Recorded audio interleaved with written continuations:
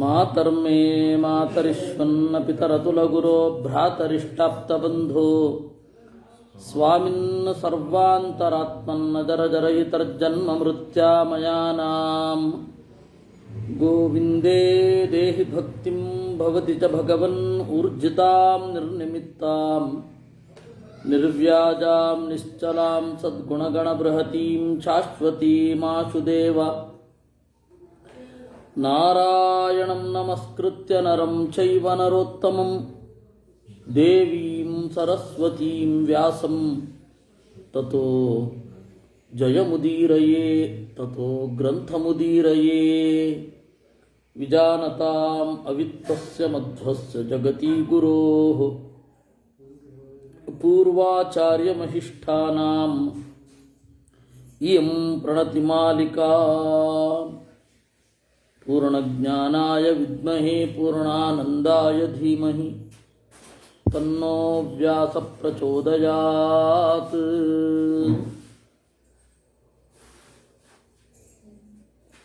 ಮಧ್ವನವಮಿಯ ಸಲುವಾಗಿ ಸರ್ವಮೂಲ ಗ್ರಂಥದ ಪರಿಚಯಾತ್ಮಕವಾದ ಉಪನ್ಯಾಸವನ್ನು ಮಾಡಬೇಕಿತ್ತು. ಅದರಲ್ಲಿ ಸುಮಾರು 3 ದಿವಸಗಳನ್ನು ಕಳೆದಿದ್ವಿ. ಮೊದಲನೇ ದಿವಸ ಪ್ರಾಚೀನ ಭಾರತದಲ್ಲಿ ಅಧ್ಯಯನದ ಕ್ರಮ ಹೇಗಿತ್ತು, ವಿಷಯ ವಿಭಾಗ ಏನು ಅನ್ನೋದನ್ನು ನೋಡಿದ್ವಿ. ಅದು ಚಾಣಕ್ಯನ ಅರ್ಥಶಾಸ್ತ್ರದ ವಿದ್ಯಾಸಮುದ್ದೇಶ ಅಂತನ್ನುವ ಒಂದು ಭಾಗ. ಬಹಳ ಹಿಂದೆ ಯಾವ ರೀತಿ ಅಧ್ಯಯನದ ವಿಷಯ ಇತ್ತು, ಸಬ್ಜೆಕ್ಟ್ ಹೇಗಿತ್ತು ಅಂತ, ಆ ಟೆಕ್ಸ್ಟ್ ಫಾರ್ಮೇಷನ್ ಹೇಗಿತ್ತು ಅನ್ನೋದನ್ನು ನಾವು ನೋಡಿದೆವು.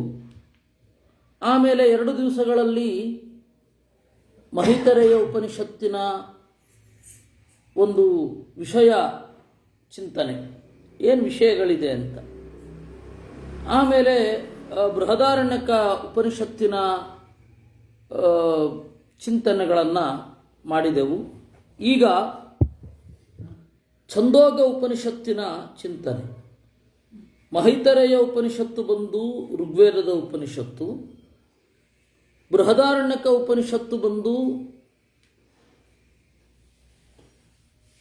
ಯಜುರ್ವೇದದ ಉಪನಿಷತ್ತು,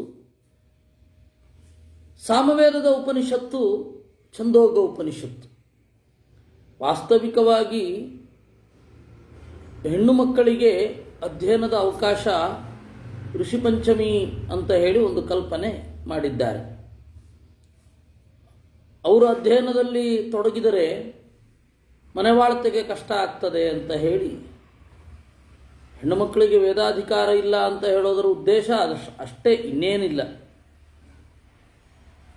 ಅವರು ಮಕ್ಕಳು ದೊಡ್ಡವರಾದ ಮೇಲೆ ಅಧ್ಯಯನಕ್ಕೆ ಅಂತ ತೊಡಗಬಹುದು. ಅಧ್ಯಯನಕ್ಕೆ ಅಂತ ಹೇಗೆ ತೊಡಗೋದು? ಹೆಣ್ಣು ಮಕ್ಕಳಿಗೆ ಮದುವೆಯೇ ಮುಂಜಿ ಅಲ್ವೇ? ಸ್ತ್ರೀಣಾಂ ಪ್ರಧಾನ ಕರ್ಮೈವ ಯಥೋಪನಯನಂ ತಥಾ ಅಂತ ಮಧ್ವಾಚಾರ್ಯರ ಮಾತಿದೆ. ಹೆಣ್ಣು ಮಕ್ಕಳಿಗೆ ಮದುವೆಯೇ ಉಪನಯನ ಅಂತ. ಮತ್ತು ಅಧ್ಯಯನ ಎಲ್ಲಿ?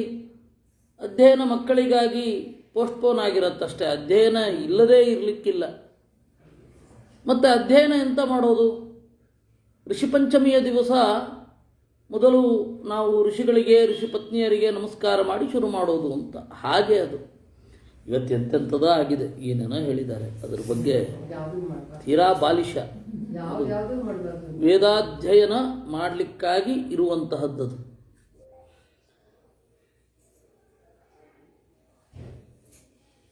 ಹೀಗಾಗಿ ವೇದಾಧ್ಯಯನ ಮಾಡಬೇಕು ಹೆಣ್ಣು ಮಕ್ಕಳು. ಅಟ್ಲೀಸ್ಟ್ ಉಪನಿಷತ್ತು ಮೊದಲಾದವುಗಳು ಏನು ಹೇಳುತ್ತೆ ಅನ್ನೋದಾದರೂ ನಾವು ತಿಳ್ಕೊಳ್ಬೇಕು. ಯಾಕೆಂದರೆ ಮೂಲವೇ ಜೆರಾಕ್ಸೆ. ಅವ್ರಿಗೆ ದಾಸ ಸಾಹಿತ್ಯ ಇದೆ, ಅವೆಲ್ಲ ಬೋಗಸ್ಸು. ಯಾಕೆ ಅಂತಂದರೆ ಮೂಲವೇ ಇರಬೇಕಾದ್ರೆ ಮತ್ತೆ ಯಾಕೆ ಜೆರಾಕ್ಸ್ ಎಲ್ಲ ಓದಿ ಅಂತ ಹೇಳೋದು? ಅಲ್ಲಿರೋದೆಲ್ಲ ಇದರಲ್ಲಿ ಹಿಂಗೆ ಹೇಳಲಿಕ್ಕಾಗತ್ತೆ. ಇದರ ತಾಕತ್ತೇ ಬೇರೆ. ಅದರ ತಾಕತ್ತೇ ಬೇರೆ. ಅಲ್ಲ, ನೀವು ಇದನ್ನೇ ನೋಡಿ ಅಂತ ಹೇಳ್ತಾ ಇರೋದು. ನೀವು ಇದನ್ನ ನೋಡ್ಬಿಟ್ಟು ಅದನ್ನು ಓದಿ, ಅಥವಾ ಅದನ್ನು ಮೊದಲು ಓದಿರ್ತೀರಾ ಆಮೇಲೆ ಇದನ್ನು ಓದಿ.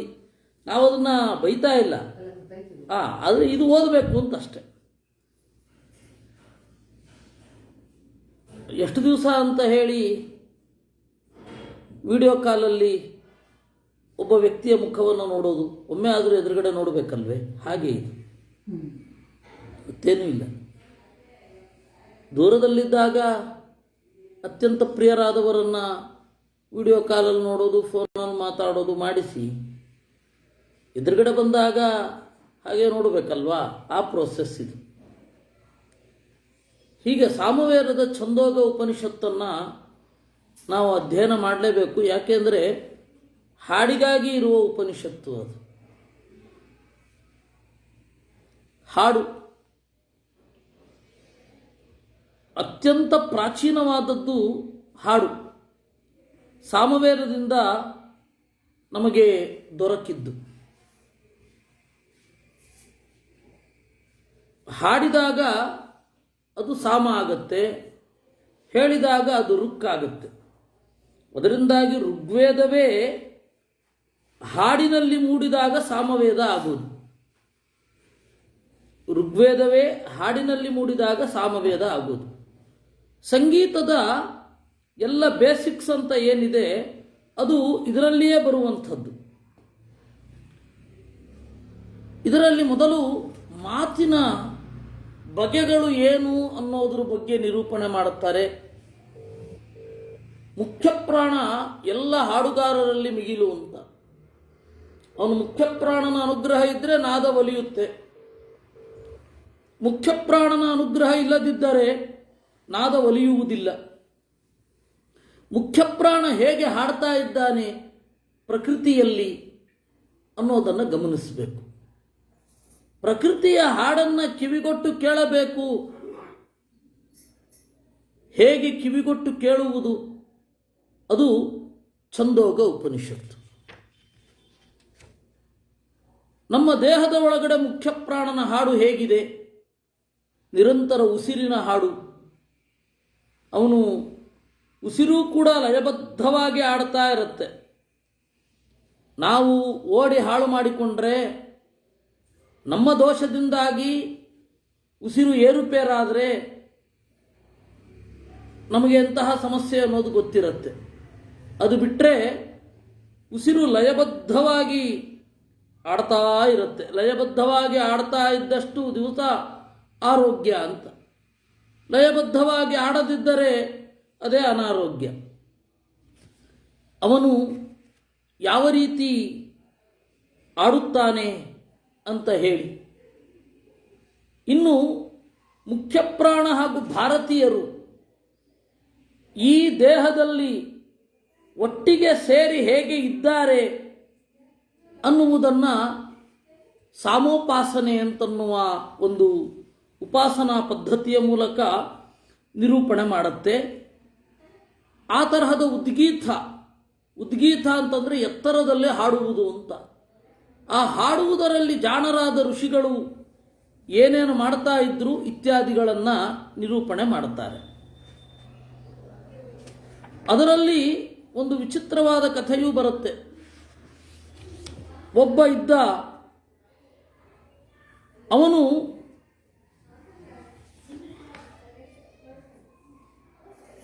ಬರಗಾಲ ಬಂದಾಗ ಆಚೆ ಈಚೆ ಓಡಾಡ್ತಾ ಇದ್ದ. ಅವನ ಹೆಸರು ಉಷಸ್ತಿ ಚಾಕ್ರಾಯಣ ಅಂತ. ಆ ಉಷಸ್ತಿ ಚಾಕ್ರಾಯಣ ಬರಗಾಲದಲ್ಲಿ ಊಟವನ್ನು ಹುಡುಕಿಕೊಂಡು ಹೋದ.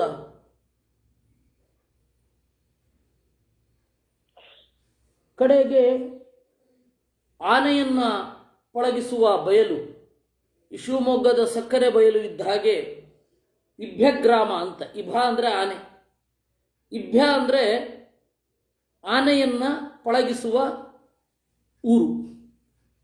ಆ ಇಭ್ಯಗ್ರಾಮದ ಕಡೆಗೆ ಹೋದ. ಅಲ್ಲಿ ಯಾರೋ ಒಬ್ಬ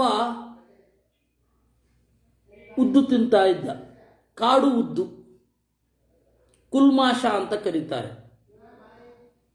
ಅದೇ ಬಹಳ ಸೊಫಿಸ್ಟಿಕೇಟೆಡ್ ಆಗಿ ದೊಡ್ಡದಾಗಿದ್ರೆ ರಾಜಮಾಷ ಅಂತ ಕರೀತಾರೆ. ರಾಜಮಾಷ ಅಂದರೆ ಗೊತ್ತಾಗೋಲ್ಲ, ರಾಜಮ ಅನ್ಬೇಕೀಗ. ಅದರ ಪೂರ್ತಿ ಹೆಸರು ರಾಜಮಾಷ. ಆ ರೀತಿ ಒಂದು ಕಾಡು ಉದ್ದು ಅದನ್ನು ತಿಂತಾ ಇದ್ದಾನೆ. ಇವನು ಕೇಳಿದ, ನನಗೆ ಊಟ ಇಲ್ಲ, ಕೊಡು. ತೈಮೇ ಉಪನಿಹತಾಹ ನಿಹಿತಾಹ, ಇದು ಎಂಜಲಾಗಿದೆ ಕಣೋ ಅಂದ ಅವನು. ಕೊಡಪ್ಪ ಅದನ್ನು, ನನಗೆ ಎಂಜಲ ಅಲ್ಲ ಅಂತ ಕೇಳಿದ ಇವನು ಬ್ರಾಹ್ಮಣ. ತಿಂದ. ನೀರು ಕೊಡ್ಲಿಕ್ಕೆ ಹೋದ. ಕಾಮೋಮ ಉದಪಾನಂ, ನೀರು ಬೇಡ. ಉದ್ದನ್ನೇ ತಿಂದು ನೀರು ಯಾಕೆ ಬೇಡ? ಉದ್ದು ಅಗತ್ಯ ಆಗಿತ್ತು, ನೀರು ಆಸೆ ಆಗತ್ತೆ ಅಂತ. ಇದು ಅಗತ್ಯ ಮತ್ತು ಆಸೆಗಳ ನಡುವೆ ಸೂಕ್ಷ್ಮವಾದ ಒಂದು ಲೈನ್ ಇದೆ. It is drawn already. ಆದರೆ ನಾವು ಅದನ್ನು ಗಮನಿಸ್ತಾ ಇಲ್ಲ. ಅದರ ಎಚ್ಚರದೊಂದಿಗೆ ಒಬ್ಬ ಇರಬೇಕು ಅಂತ. ಆ ಉಷಸ್ತಿ ಚಾಕ್ರಾಯಣ ಏನು ಮಾಡಿದ, ಮಾರನೇ ದಿವಸ ಮಳೆ ಆಯಿತು, ಹೋಗಿ ಆಮೇಲೆ ಅವನು ಒಬ್ಬ ರಾಜನ ಇದಕ್ಕೆ ಹೋಗ್ತಾನೆ, ಯಜ್ಞಕ್ಕೆ. ಆ ಯಜ್ಞದಲ್ಲಿ ಉಪಾಸನೆಯ ರಹಸ್ಯವನ್ನು ತಿಳಿಸಿಕೊಡ್ತಾನೆ, ಸಾಮೋಪಾಸನೆಯ ರಹಸ್ಯವನ್ನು. ಅದರಿಂದಾಗಿ ಉಪನಿಷತ್ತಿನಲ್ಲಿ ಋಷಿಗಳು ಉಪಾಸನೆಯ ಎತ್ತರ ಅಂತ ಏನಿರ್ತಾ ಇತ್ತು ಅದನ್ನು ಬೇರೆ ಯಾವುದಕ್ಕೂ ಬಳಸ್ತಾ ಇರಲಿಲ್ಲ. ತಮ್ಮ ಒಳಗಿನ ಆನಂದಕ್ಕಾಗಿ ಮಾತ್ರ ಬಳಸ್ತಾ ಇದ್ದದ್ದು. ಪುನಃ ಏನೋ ಪವಾಡ ಮಾಡ್ತೇನೆ, ಏನೋ ಮ್ಯಾಜಿಕ್ ಮಾಡ್ತೇನೆ, ಅದೆಲ್ಲ ಮಾಡ್ತಾ ಇರಲಿಲ್ಲ. ಹೀಗೆ ಮೊದಲನೆಯ ಅಧ್ಯಾಯ ಮುಗಿಯುತ್ತೆ. ಇನ್ನು ಎರಡನೆಯದ್ದಾದ ಮೇಲೆ ಲೋಕ, ಬೆಳಕಿನ ಹಾಡು ಹೇಗೆ, ಮಳೆಯ ಹಾಡು ಹೇಗೆ, 5 ಥರ. ಒಂದು ಹಾಡಿನಲ್ಲಿ 5 ಸ್ಟೆಪ್ ಇರುತ್ತೆ. ಮೊದಲನೆಯದ್ದನ್ನು ಹಿಂಕಾರ ಅಂತ ಕರೀತಾರೆ, ಅದನ್ನು ಹುಂಕಾರ ಅಂತಲೂ ಕರೀತಾರೆ. ಹಾಡುವಾಗ ಅಂತ ಶುರು ಆಗುತ್ತೆ. ಆ ಹಮ್ಮಿಂಗ್ ಅಂತ ಈಗಿನವರು ಕರೀತಾರೆ. ಆದರೆ ಅದನ್ನು ವೈದಿಕ ಪರಿಭಾಷೆಯಲ್ಲಿ ಹುಂಕಾರ ಅಥವಾ ಹಿಂಕಾರ ಅಂತ ಕರೀತಾರೆ. ಅಂತ ಟೋನ್ ಸೆಟ್ ಮಾಡಿಕೊಂಡು ಆಮೇಲೆ ಹಾಡೋದು. ಆದ್ದರಿಂದಾಗಿ ಹಿಂಕಾರ. ಆಮೇಲೆ ಪ್ರಸ್ತಾವ, ಮಂದಿರದಲ್ಲಿ ನಿಧಾನವಾಗಿ ಹಾಡು ಶುರುವಾಗುತ್ತೆ. ಆಮೇಲೆ ಕ್ರಮೇಣ ಉದ್ಗೀತ, ಎತ್ತರದ ಧ್ವನಿಗೆ ಹೋಗುತ್ತೆ. ಆಮೇಲೆ ಪ್ರತಿಹಾರ, ಉಪಾಂತ್ಯ ಅಂತ ಕರೀತಾರೆ, ಅಲ್ಲಿಗೆ ಬಂದು ಆಮೇಲೆ ನಿಧನ, ಹಾಡು ನಿಲ್ಲತ್ತೆ. ಈ 5 ಸ್ಟೆಪ್ಗಳು ಮಿನಿಮಮ್. ಇದನ್ನೇ ಒಂದು ಸ್ವಲ್ಪ ಇನ್ನೂ ವಿಸ್ತಾರ ಮಾಡಿದ್ರೆ ಅದು 7 ಸ್ಟೆಪ್ ಆಗತ್ತೆ. ಮಳೆ ಅನ್ನೋದೊಂದು ಹಾಡು ಅಂತ. ಆ ಮಳೆ ಅನ್ನುವ ಹಾಡಿನಲ್ಲಿ ನೀವು ಗಮನಿಸಬೇಕಾದದ್ದು, ಇದೆಲ್ಲ ಮಳೆ ಬಂದ ಕೂಡಲೇ ನಾವು ಅಥವಾ ಯಾವುದೇ ಪ್ರಕೃತಿಯ ಕ್ರಿಯೆಗಳು ಅದನ್ನು ನಾವು ನೋಡೋದಿಲ್ಲ. ದೇವರ ಒಂದು ಲೀಲೆ ಅಂತ ನಾವು ಭಾವಿಸ್ತಾ ಇಲ್ಲ. ಉಪಾಸನೆ ಮಾಡಬೇಕು ಹಾಗೆ ಅಂತ ಅನ್ನತ್ತೆ. ಪ್ರಕೃತಿಯನ್ನು ನೋಡಿ ಅಚ್ಚರಿಗೊಳ್ಳಬೇಕು, ದೇವರ ಮಹಿಮೆಯನ್ನು ಅನುಸಂಧಾನ ಮಾಡಬೇಕು ಅಂತ. ಈ ಪ್ರಕೃತಿಯನ್ನು ಸವಿಯುವ ಸ್ವಾದ ಹೊರಟು ಹೋಗಿದೆ ಇವತ್ತು. ನೋಡಿ, ವೃಷ್ಟೌ ಪಂಚವಿಧಂ ಸಾಮೋಪಾಸೀತ. ಮಳೆಯಲ್ಲಿ 5 ತರಹದ ಸಾಮವನ್ನು, ಹಾಡನ್ನು ಉಪಾಸನೆ ಮಾಡಬೇಕು. ಅದಕ್ಕೆ ಹೇಳ್ತಾರೆ ಪುರೋವಾತೋ ಹಿಂಕಾರ. ಮಳೆ ಆಗುವ ಮೊದಲು ಒಂದು ತಂಗಾಳಿ ಬೀಸುತ್ತೆ. ಆ ತಂಗಾಳಿ ಅನ್ನೋದು ಮಳೆ ಅನ್ನುವ ಹಾಡಿನ ಅಂತನ್ನುವ ಹಮ್ಮಿಂಗ್ ಸೌಂಡ್ ಇದ್ದ ಹಾಗೆ. ಮೇಘೋ ಜಾಯತೆ ಸಪ್ರಸ್ತಾವ. ಮೋಡಗಳೆಲ್ಲ ಬಂದು ಒಟ್ಟೈಸ್ತವೆ.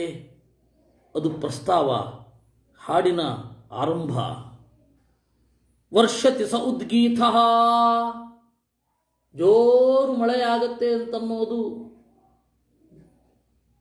ಹಾಡಿನ 3ನೆಯ ಸ್ಥಾಯಿ, ಅದು ಉದ್ಗೀತ. ವಿದ್ಯೋತತೆ ಸ್ತನಯತಿ ಸಪ್ರತಿಹಾರ, ಮಿಂಚು ಮತ್ತೆ ಗುಡುಗು ಅದು ಪ್ರತಿಹಾರ. ಮಳೆ ನಿಲ್ಲುತ್ತೆ, ಅದು ತನ್ನಿಧನಂ. ಉದ್ಗೃಹಾತಿ ತನ್ನಿಧನಂ, ಮಳೆ ನಿಲ್ಲುತ್ತೆ, ಅದು ಹಾಡಿನ ಕೊನೆ. ಇದರಲ್ಲಿ 5 ರೂಪಗಳನ್ನು ಹೇಗೆ ಉಪಾಸನೆ ಮಾಡಬೇಕು, ಮುಖ್ಯ ಪ್ರಾಣನ 5 ರೂಪಗಳನ್ನು ಹೇಗೆ ಉಪಾಸನೆ ಮಾಡಬೇಕು ಅಂತ ಇದೆ. ಅದು ಅಧ್ಯಾತ್ಮದ ಆಳಕ್ಕೆ ಇಳಿಯೋದಾಗತ್ತೆ. ಈ ರೀತಿ ಋತುಗಳಲ್ಲಿ 5 ತರಹದ ಸಾಮ, ನೀರು ಹರಿಯುವಾಗ 5 ತರಹದ ಸಾಮ, ನಮ್ಮ ಒಂದು ಮಾತು ಹೊರಗಡೆ ಬರುವಾಗ ಒಳಗಡೆ ಒಂದು ಸಂಗೀತ ನಡೆದಿರುತ್ತೆ. ಮಾತಾಡೋದು ಅಷ್ಟು ಸುಲಭ ಅಲ್ಲ. ಮಾತಾಡುವಾಗ ಮನಸ್ಸು ಇದನ್ನು ಹೇಳಬೇಕು ಅಂತ ಯೋಚನೆ ಮಾಡಿಕೊಂಡು ಸರಿಯಾದ ಪದಗಳನ್ನು ಆಡಿ ಬಂದು ಆ ಧ್ವನಿ ಇಂಗಿ ಮತ್ತೆ ಕಡೆಗೆ ನಿಲ್ಲುತ್ತೆ. ಈ ರೀತಿಯಾದ ನಡೆಯೂ ಇರುತ್ತೆ. ಹಾಗೆ ಮಾತು ಒಂದು ಸಂಗೀತ. ಇದೆಲ್ಲ ದೇವರ ಹಾಡು. ಈ ದೇವರ ಹಾಡಿನಲ್ಲಿ ಎಲ್ಲಿಯೂ ಕೂಡ ವಿಸ್ವರತೆ ಇಲ್ಲ. ನಮ್ಮ ವಾಹನಗಳದ್ದು ಮಾತ್ರ ತಾಳವಿಲ್ಲದ ಶಬ್ದ. ನೀವೊಂದು ಆಟೋ ಕೇಳಿದ್ರೆ ಗೊತ್ತಾಗತ್ತೆ. ಅಂದರೆ ಒಂದು ಮ್ಯೂಸಿಕಲ್ ಸೆನ್ಸ್, ಪ್ರಕೃತಿಯ ಮ್ಯೂಸಿಕಲ್ ಸೆನ್ಸನ್ನು ನಾವು ಅರ್ಥ ಮಾಡಿಕೊಳ್ಳದೇ ಮಾಡಿದ ಒಂದು ಆವಿಷ್ಕಾರಗಳು ಅಂತ ಹೇಳಿ ನಮಗೆ ಗೊತ್ತಾಗುತ್ತೆ. ಯಾಕೆ ನಾನು ಹೇಳ್ತೇನೆ ಅಂದರೆ, ಈ ದೇವರ ಹಾಡು, ಹಾಗೆ ಗಂಡ ಹೆಂಡಿರು ಸೇರುವುದು ಯಾವ ರೀತಿ ಹಾಡು, ಗಂಡು ಮತ್ತು ಹೆಣ್ಣಿನ ಸಮಾಗಮ ಅನ್ನೋದು ಹೇಗೆ ಹಾಡಾಗತ್ತೆ ಇತ್ಯಾದಿಗಳನ್ನೆಲ್ಲವನ್ನ ನಾವು ನೋಡ್ತೇವೆ. ನಮಗೆ ಆಶ್ಚರ್ಯ ಆಗುತ್ತೆ. ಓಹ್, ಪ್ರಕೃತಿಯನ್ನು ದೇವರ ಹಾಡು ಅಂತ ಚಿಂತನೆ ಮಾಡಿದಾಗ ಎಷ್ಟು ಚಂದ. ನಾವು ಏನನ್ನು ಕಳಕೊಂಡವು, ಕಣ್ಣ ಮುಂದೆ ಇದ್ದದ್ದನ್ನು ಕಾಣ್ತಾ ಇಲ್ವಲ್ಲ ಅಂತ ಅನಿಸುತ್ತೆ.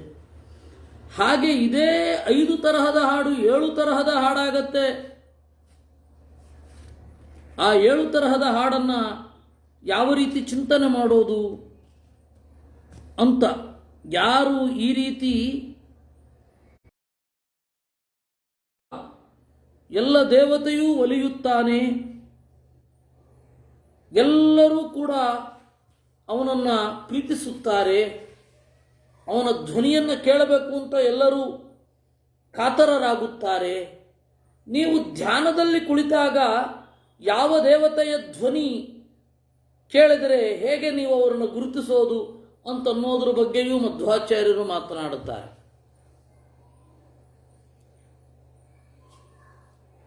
ಇದನ್ನೆಲ್ಲ ಅರ್ಥ ಮಾಡಿಕೊಳ್ಳಿಕ್ಕೆ ತ್ರಯೋ ಧರ್ಮಸ್ಕಂಧಾ, ಧರ್ಮ ಅಂದರೆ ಈ 3: ಯಜ್ಞ, ಅಧ್ಯಯನಂ, ದಾನಂ. ಯಜ್ಞ ಅಂದರೆ ದೇವರ ಪೂಜೆ, ಅಧ್ಯಯನ ನಮ್ಮ ಎತ್ತರ, ದಾನ ಅಂದರೆ ಸಮಾಜದ ಪೂಜೆ. ಈ 3 ಮಾಡಬೇಕು. ಈ 3 ಮಾಡಿ ಎತ್ತರಕ್ಕೆ ಏರಬೇಕು. ಇದೆಲ್ಲವೂ ಕೂಡ ಯಾವ ರೀತಿ ಓಂಕಾರದಲ್ಲಿ ಲೀನವಾಗತ್ತೆ ಅಂತ ಹೇಳಿ ಚಿಂತನೆ ಮಾಡಬೇಕು. ಇಡೀ ಬದುಕು ಯಾವ ರೀತಿ ಯಜ್ಞದಲ್ಲಿ 3 ಪಾರ್ಟ್ ಇರುತ್ತೆ: ಪ್ರಾತಃ ಸವನ, ಮಧ್ಯಂದಿನ ಸವನ, ಸಾಯಂ ಸವನ ಅಂತ. ಅಲ್ಲಿ ಪ್ರಾತಃ ಸವನದ ದೇವತೆಗಳು ವಸುಗಳು. ಗಾಯತ್ರಿ ಛಂದಸ್ಸಿನಿಂದ ಪ್ರಾತಃ ಸವನದಲ್ಲಿ ಆರಾಧನೆ ಮಾಡಬೇಕು. 24 ಅಕ್ಷರಗಳ ಗಾಯತ್ರಿ. ನಮ್ಮ ಜೀವನದ 24 ವರ್ಷ ಪ್ರಾತಃ ಸವನ ಅಂತ ಚಿಂತನೆ ಮಾಡಬೇಕು. ಬಾಳುವೆ ಬಾಳು ಅನ್ನೋದೇ ಒಂದು ಯಜ್ಞ. ಇನ್ನು ಮಧ್ಯಾಹ್ನ ಅಂತ ಏನಿದೆ ಅದು ಬೆಳಗ್ಗೆ ಆದಮೇಲೆ ನಂತರದ ದ್ವಿತೀಯ ಸವನ. ಆ ದ್ವಿತೀಯ ಸವನವೂ ಕೂಡ ದೇವರಿಗೆ ಅರ್ಪಣೆ ಅಂತ ಹೇಳಬೇಕು. ಮಾಧ್ಯಂದಿನ ಸವನ ಅದು ಕೂಡ ದೇವರಿಗೆ ಅರ್ಪಣೆ ಅಂತ. ಆಮೇಲೆ ತೃತೀಯ ಸವನ ಅದು ಆದಿತ್ಯರು. ಹೀಗೆ ಇಡೀ ಜೀವನ ಏನಿದೆ ನಾವು ಎಷ್ಟು ಕಾಲ ಬಾಳ್ತೇವೋ ಅಷ್ಟೂ ಕಾಲವನ್ನು ದೇವರ ಪೂಜೆ ಅಂತ ಹೇಳಿ ಭಾವಿಸಿದರೆ ಸಾಕು. ವಾಸ್ತವಿಕವಾಗಿ ಅದು ಭಾವಿಸೋದು ಕಷ್ಟ ಆಗಿದೆ. ಈ ರೀತಿ ಬಾಳಬೇಕು, ಇದು ಅಧ್ಯಾತ್ಮದ ಬಾಳುವೆ ಅಂತ ಹೇಳುತ್ತಾರೆ. ಆಮೇಲೆ ಸೂರ್ಯನನ್ನು ನೋಡುವ ಬಗೆ ನಾವು ಬಹಳ ವಿಚಿತ್ರವಾಗಿ ನೋಡ್ತಾ ಇದ್ದೇವೆ. ನಮಗೆ ವಿಜ್ಞಾನದವರಿಗೆ ವಾಟ್ ಈಸ್ ಸನ್, ಹೀಸ್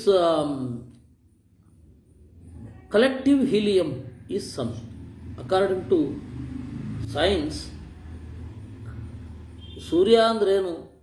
ಒಂದು ಹೀಲಿಯಮ್ಮಿನ ಉಂಡೆ, ಸೈನ್ಸಿನವರಿಗೆ ಅಷ್ಟೇ. ಆದರೆ ಅದರ ಒಳಗಡೆ ಇರುವ ದೇವತಾ ಶಕ್ತಿಯನ್ನು ಚಿಂತನೆ ಮಾಡಬೇಕಾದ್ರೆ ನಿಮಗದೊಂದು ಬೇರೆ ಆಯಾಮದಿಂದ ಬರಬೇಕು. ಅದನ್ನು ಮಧುವಿದ್ಯೆ ಅಂತ ಕರೀತಾರೆ. ಆಗ ಇಡೀ ಒಂದು ಖಗೋಳದ ದೃಷ್ಟಿಯೇ ಬದಲಾಗತ್ತೆ. ಆ ಖಗೋಳದ ದೃಷ್ಟಿ ಆಕಾಶವನ್ನು ನೋಡಿದಾಗ ನಮಗೇನು ಕಾಣುತ್ತೆ? ಬೆಳಕೋ ಬೆಳಕು. ಆ ಬೆಳಕಿನ ಹಿಂದೆ ಇರುವ ಚೈತನ್ಯ ನಮಗೆ ಗೊತ್ತಾಗೋದಿಲ್ಲ. ರಾತ್ರಿ ನೋಡಿದಾಗ ಬೆಳಕು, ತಂಪಾದ ಬೆಳಕು, ತಣ್ಣಗಿನ ಬೆಳಕು. ಆ ತಣ್ಣಗಿನ ಬೆಳಕಿನ ಹಿಂದೆ ಇರುವಂತಹ ಶಕ್ತಿ. ಅದಾದ ಮೇಲೆ ಈ ಕೆಳಗಿನ ಬೆಳಕು, ಇವುಗಳನ್ನೆಲ್ಲ ತಿಳಿದುಕೊಳ್ಳುವಂತಹ ಒಂದು ಶಕ್ತಿ ಬರುತ್ತೆ. ಆ ಶಕ್ತಿಯಿಂದ ಮುಂದುವರೆದರೆ ಅದನ್ನು ಮಧುವಿದ್ಯೆ ಅಂತ ಕರೀತಾರೆ. ತಿಳ್ಕೊಳ್ಳಿಕ್ಕೆ ಮಾತ್ರ ಅಂತಾರೆ. ಮನುಷ್ಯರಿಗೆ ಯೋಗ್ಯತೆ ಇರೋದು ಅದು ತಿಳ್ಕೊಳ್ಳಿಕ್ಕೆ ಮಾತ್ರ. ಅದನ್ನು ಉಪಾಸನೆ ಮಾಡಿದರೆ ದೇವ ಪದವಿ. ಹಾಗಾದರೆ ಓದಬಾರ್ದ? ನಾವು ಓದಬೇಕು. ಯಾಕೆ?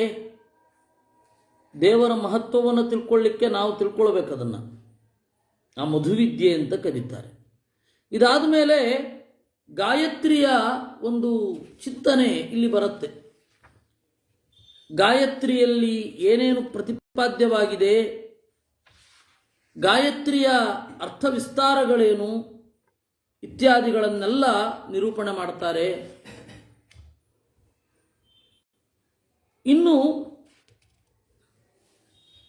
ಇದನ್ನ, ಈ ವಿದ್ಯೆ ಅನ್ನೋದನ್ನ, ಈ ವಿದ್ಯೆಯನ್ನು ಯಾರ್ಯಾರು ಉಪದೇಶ ಮಾಡಿದ್ರು ಅಂತ ಒಂದು ಋಷಿಗಳ ಬಗ್ಗೆ ಚಿಂತನೆ ಬರುತ್ತೆ.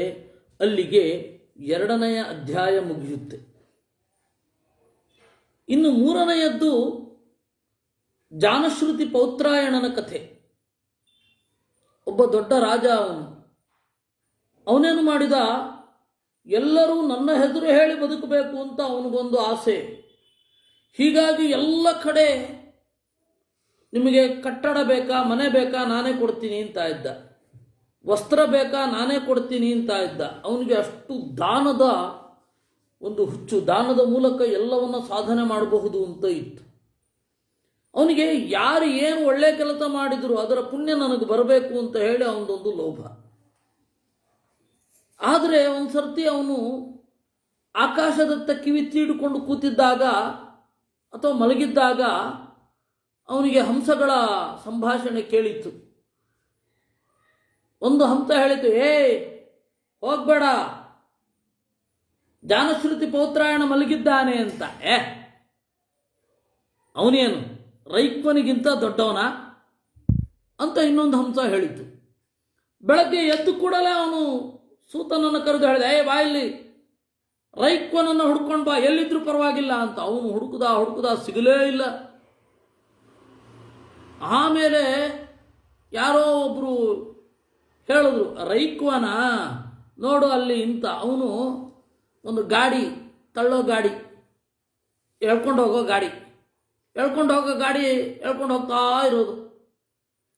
ಎಲ್ಲಿ ಸುಸ್ತಾಗತ್ತೆ ಅಥವಾ ಎಲ್ಲಿ ಕೂತ್ಕೊಳ್ಬೇಕು ಅಂತ ಅನ್ಸತ್ತೆ ಆ ಗಾಡಿಯನ್ನು ಬಿಡೋದು, ಆ ಗಾಡಿಯ ಬುಡಕ್ಕೆ ಹೋಗಿ ಕೂತ್ಕೊಳ್ಳೋದು, ಕಜ್ಜಿ ತುರ್ಸ್ಕೊಂಡು ಆರಾಮವಾಗಿರೋದು. ಇಷ್ಟೇ ಒಂದು ಕೆಲಸ ಮೇಲ್ನೋಟಕ್ಕೆ.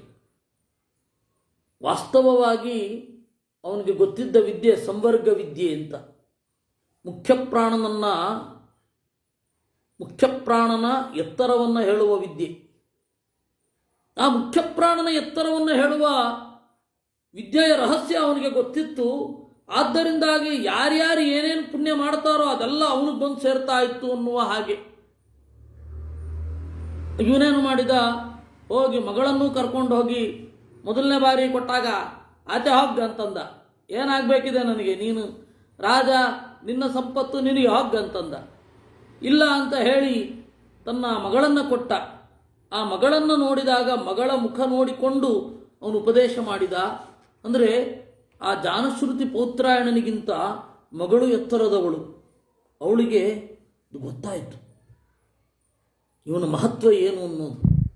ಆ ಒಳಗಡೆಯ ಕಣ್ಣು, ಗುಟ್ಟಾಗಿರುವ ಗುಣವನ್ನು ಗ್ರಹಿಸುವಂತಹ ಒಂದು ಕಣ್ಣು ಇದೆಯಲ್ಲ, ಅದು ಎಲ್ಲರಿಗೂ ಬರುವಂಥದ್ದಲ್ಲ. ಅವಳಿಗದು ಬಂದಿತ್ತು. ಆ ಕಥೆ ಬರುತ್ತೆ ಸಂವರ್ಗ ಅಂತನ್ನೋದು. ಇದಾದ ಮೇಲೆ ಎಲ್ಲರಿಗೂ ಅರ್ಧಮರ್ಧ ಗೊತ್ತಿರುವಂತಹ ಒಂದು ಕಥೆ ಜಾಬಾಲ ಸತ್ಯಕಾಮ. ಆ ಜಾಬಾಲ ಸತ್ಯಕಾಮ ಏನು ಚಿಂತನೆ ಮಾಡಿದ ಅನ್ನೋದ್ರ ಬಗ್ಗೆ ಅದು ಇರೋದು.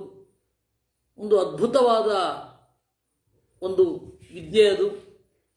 ಆಮೇಲೆ ಅವನಾದ ಮೇಲೆ ಅವನ ಶಿಷ್ಯ ಉಪಕೋಸಲ ಕಾಮಲಾಯನ ಅಂತ, ಅವನದ್ದೊಂದು ವಿದ್ಯೆ ಚಕ್ಷುರ್ವಿದ್ಯೆ ಅಂತ. ಕಣ್ಣಿನಲ್ಲಿ ದೇವರ ರೂಪ ಹೇಗೆ, ದೇವರ ಗುಣ ಹೇಗೆ ಅಂತ ಚಿಂತನೆ ಮಾಡಿದವ. ದೇವರು ಯಾವ ರೂಪದಿಂದ ಕಣ್ಣಿನಲ್ಲಿ ಸನ್ನಿಹಿತನಾಗಿರ್ತಾನೆ ಅಂತ, ಅದೊಂದು ನೇತ್ರವಿದ್ಯೆ. ಈ ರೀತಿ ವಿಚಿತ್ರವಾದ ವಿದ್ಯೆಗಳು. ಇಲ್ಲಿಗೆ 4ನೇ ಅಧ್ಯಾಯ ಮುಗಿಯುತ್ತೆ. ಅದಾದ ಮೇಲೆ 5ನೇ ಅಧ್ಯಾಯದಲ್ಲಿ ಮತ್ತೆ ಪ್ರಾಣನ ಮಹತ್ವದ ಬಗ್ಗೆ ಬರುತ್ತೆ. ಆಮೇಲೆ ಶ್ವೇತಕೇತು, ಅವನಿಗೆ ಕೆಲವೊಂದು ಪ್ರಶ್ನೆಗಳನ್ನು ಕೇಳ್ತಾನೆ ಒಬ್ಬ ರಾಜಕುಮಾರ. ಬ್ರಾಹ್ಮಣರೆಲ್ಲ ಕಲ್ತಿದ್ದು ರಾಜಕುಮಾರರಿಂದ. ನಿಮಗೆ ಇಡೀ ಛಂದೋಗ ಉಪನಿಷತ್ತಿನಲ್ಲಿ, ಬೃಹದಾರಣ್ಯಕೋಪನಿಷತ್ತಿನಲ್ಲಿ ಬ್ರಾಹ್ಮಣರಿಗೆಲ್ಲ ಪಾಠ ಹೇಳಿದ್ದು ಯಾರು ಅಂತಂದರೆ ಕ್ಷತ್ರಿಯರು. ಸರಿ, ಅವನು ಹೋದ. ಶ್ವೇತಕೇತು ಪ್ರವಾಹಣ ಜೈಬಿಲಿ ಹತ್ರ ಹೋದಾಗ ಅವನು ಕೇಳಿದ, ನಿಮ್ಮಪ್ಪ ನಿನಗೆ ಒಳ್ಳೆ ವಿದ್ಯೆ ಹೇಳ್ಕೊಟ್ಟಿದ್ದಾರಾ? ಹೇಳ್ಕೊಟ್ಟಿದ್ದಾರೆ. ಹಾಗಾದರೆ ಹೇಳು, ಇಲ್ಲಿಂದ ಸತ್ತವರು ಎಲ್ಲಿಗೆ ಹೋಗ್ತಾರೆ? ನಂಬರ್ 1, ಯಾಕೆ ಹೋದ ದಾರಿಯಲ್ಲೇ ಮರಳಿ ಬರುವುದಿಲ್ಲ? ನಂಬರ್ 2, ಎಲ್ಲರೂ ಹುಟ್ಟಿ ಎಲ್ಲರೂ ತುಂಬಿಕೊಂಡು ಈ ಲೋಕ ತುಂಬಿ ಹೋಗೋದೇ ಇಲ್ಲ, ಮತ್ತೆ ಖಾಲಿ ಆಗ್ತಾರೆ. ಯಾಕೆ ಈ ಲೋಕ ಜನರೆಲ್ಲ ಹುಟ್ಟಿ ಯಾಕೆ ತುಂಬುವುದಿಲ್ಲ? ಇವ್ರು ಹೋದ್ಮೇಲೆ ಇವ್ರು ಬರ್ತಾರೆ, ಇವ್ರು ಇದ್ದವರು ಹೋಗೇ ಹೋಗ್ತಾರೆ. ಈ ಬದಲಾವಣೆಗಳೆಲ್ಲ ಯಾಕೆ ಆಗತ್ತೆ ಅಂತ ಕೇಳಿದ. ಯಾಕೆ ಎಲ್ಲರೂ ಇಲ್ಲೇ ಗೂಟ ಹೊಡ್ಕೊಂಡು ಕೂತ್ಕೊಳ್ಳೋದಿಲ್ಲ ಅಂತ ಇವತ್ತಿನ ಪರಿಭಾಷೆಯಲ್ಲಿ ಕೇಳಬೇಕಾದದ್ದು. ಆಮೇಲೆ ಜೀವ ಹೋದವನು ಹೇಗೆ ಮರಳಿ ಬರ್ತಾನೆ, ಯಾವ ದಾರಿಯಿಂದ ಬರ್ತಾನೆ? ಪಂಚಮ್ಯಾಮಾಹುತಾವಾಪಃ ಪುರುಷವಚಸೋ ಭವಂತಿ. ಹೋದವನು ಮರಳಿ ಬರುವಾಗ ಯಾವ ಇಂದ್ರಿಯಗಳಿರುತ್ತೆ, ಅವನಿಗೆ ಇರುವ ಸಂಸ್ಕಾರಗಳೇನು ಇತ್ಯಾದಿಗಳ ಬಗ್ಗೆ ಎಲ್ಲ ಕೇಳ್ತಾ ಹೋದ್ರು. ಅವನು ಹೇಳ್ತಾ ಹೋದ. ಅವನು ಮೊದಲು ಗೊತ್ತಾಗಲಿಲ್ಲ ಶ್ವೇತಕೇತುವಿಗೆ. ನಿಮಗೆ ಗೊತ್ತಿರದ ವಿಚಾರ ಕೇಳಿಕೊಂಡು ಬನ್ನಿ ಅಂದರೆ ಇವನು ಹೋದ, ನನಗೆ ನೀನು ಹೇಳಲಿಲ್ಲ ಅಂತಂದ ಅಪ್ಪನಿಗೆ. ಅಪ್ಪ ಹೇಳಿದ, ನನಗೆ ಗೊತ್ತಿದ್ರೆ ತಾನೇ ಹೇಳೋದು, ನಾನಂತೂ ಅವನ ಹತ್ರ ಕೇಳ್ತೀನಿ, ಪ್ರಶ್ನೆ ಯಾರು ಮಾಡಿದ್ದಾನೆ ಅವನಿಗೆ ಉತ್ತರ ಗೊತ್ತೇ ಇರುತ್ತೆ. ಅಲ್ಲ, ಇದು ಇವತ್ತು ಪತ್ರಕರ್ತರಿಗೆ ಟಿ ವಿ ಮಾಧ್ಯಮದಲ್ಲಿ ಅಸಂಗತ. ಯಾಕೆಂದ್ರೆ ಅವ್ರಿಗೆ ಪ್ರಶ್ನೆ ಕೇಳಲಿಕ್ಕೆ ಮಾತ್ರ ಅವ್ರಿಗೆ ಗೊತ್ತಿರೋದು, ಉತ್ತರ ತಿಳ್ಕೊಳ್ಳಿಕ್ಕಲ್ಲ. ಅವರಿಗೆ ಪ್ರಶ್ನೆ ಕೇಳೋದು ನಮ್ಮ ಜೀವನ ಸಿದ್ಧ ಹಕ್ಕು, ಉತ್ತರ ತಿಳ್ಕೊಳ್ಳಿಕ್ಕಲ್ಲ ಅಂತ ಅವರೇ ಭ್ರಮಿಸ್ಕೊಂಡು ಬಿಟ್ಟಿದ್ದಾರೆ. ಮತ್ತು ಅವುಗಳಿಗೆ ಎಂಥದ್ದು ಗೊತ್ತೂ ಆಗಲ್ಲ, ಪ್ರಶ್ನೆ ಕೇಳಲಿಕ್ಕೆ ಮಾತ್ರ ಗೊತ್ತಿರೋದು. ಇಲ್ಲಿ ಹಾಗಲ್ಲ, ಇವನು ಅಪ್ಪನಿಗೆ ಬಂದು ಹೇಳಿದ, ಅಪ್ಪ ಈ ತರಹದ ಪ್ರಶ್ನೆ ಕೇಳ್ತಾ ಇದ್ದ ನಾ ರಾಜಕುಮಾರ. ಹೌದಾ, ನನಗೂ ಗೊತ್ತಿಲ್ಲ ಮಗು, ನಾನು ತಿಳ್ಕೊಳ್ಳಿಕ್ಕೆ ಹೋಗ್ತೇನೆ ಅಂತ ಅಪ್ಪ ಹೋದ, ಮಗ ಹೋಗಲಿಲ್ಲ. ಅಂದರೆ ತಿಳಿದುಕೊಳ್ಳಬೇಕಾದ ವಿಚಾರ ಇದೆ, ನಾನು ತಿಳ್ಕೊಳ್ಳಿಕ್ಕೆ ಹೋಗಲ್ಲ ಅಂತಂದ್ರೆ ಏನು ಹೇಳೋದು ಅದಕ್ಕೆ? ಅವಾಗ ಪಾಠ ಕಲೀಲಿಲ್ಲ ಅವನು. ಆಮೇಲೆ ಅವರ ಅಪ್ಪ ತಿಳ್ಕೊಂಡಾದ ಮೇಲೆ ಮಗನಿಗೇನು ಹೇಳಲಿಕ್ಕೆ ಹೋಗಲಿಲ್ಲ.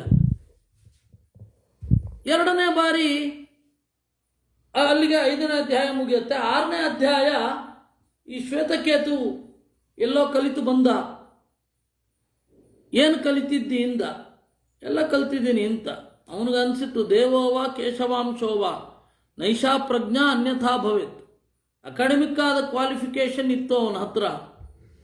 ಆದರೆ ಪ್ರಜ್ಞೆ ಅನ್ನೋದು ಯಾವ ಅಕಾಡೆಮಿಯಲ್ಲಿಯೂ ರೂಢವಾಗಲ್ಲ. ನಾವು ಜೀವನಾನುಭವದಲ್ಲಿ ಕಲಿಯದೆ, ಜಗತ್ತು ನಮಗೆ ಕಲಿಸೋದು ಬೇರೆ, ಒಂದು ವೃತ್ತಿ ಅಂತ ಕಲಿಯೋದು ಬೇರೆ. ಒಂದು ಜಾಬ್ ಅಂತ ಹೇಳಿ ಕಲಿಯುವಾಗ ನಮಗದಕ್ಕೆ ಎಷ್ಟು ಬೇಕೋ ಅಷ್ಟು ಕಲ್ತಿರ್ತೀವಿ.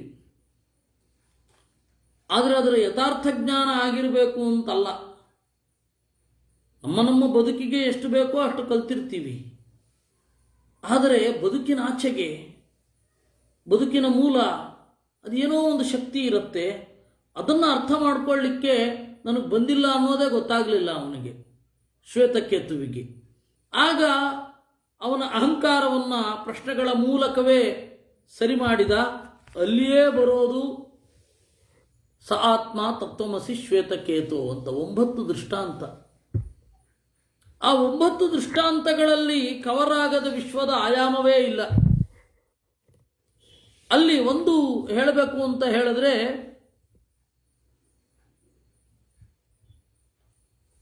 ನೆಗ್ರೋಧ ಫಲಮಥ ಆಹಾರ.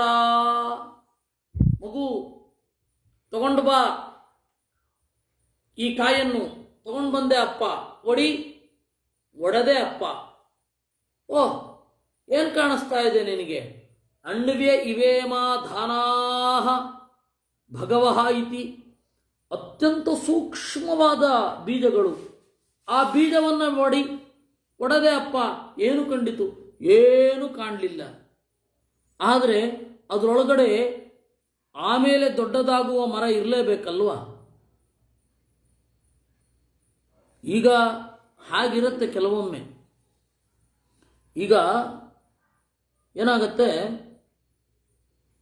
ಮಗು ಅಂತ ಏನಿರುತ್ತೆ, ಆ ಮಗುವಿನಲ್ಲಿಯೇ ಕೂದಲಿನ ಚುಕ್ಕೆ ಮತ್ತು ಮುಂದೆ ಏನೇನು ಬೇಕೋ ಅದೆಲ್ಲ ಇರುತ್ತೆ. ಆಹಾರದಿಂದ ಅದು ದೊಡ್ಡದಾಗತ್ತಷ್ಟೆ.